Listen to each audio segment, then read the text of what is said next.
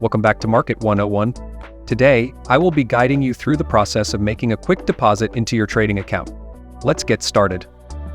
First, log into the client portal using your registered email and password.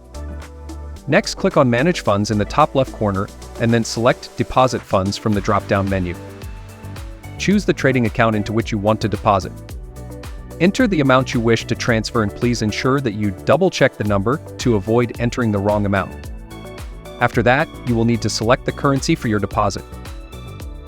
You can choose from several options, including cryptocurrencies like Bitcoin, Bitcoin Cash, Ethereum, Litecoin, Dogecoin, USDC, and USDT. Let's suppose if you want to deposit via Bitcoin, click on Bitcoin.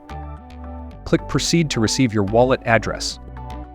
Copy this address, go to your crypto exchange, paste the address, and complete the transfer.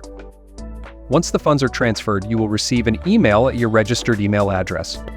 Or you can click on Manage Funds in the top left corner and then select Transaction History from the drop-down menu to confirm the transaction. It really is that simple. Make sure to subscribe for more tutorials. Happy trading, and see you in the next video.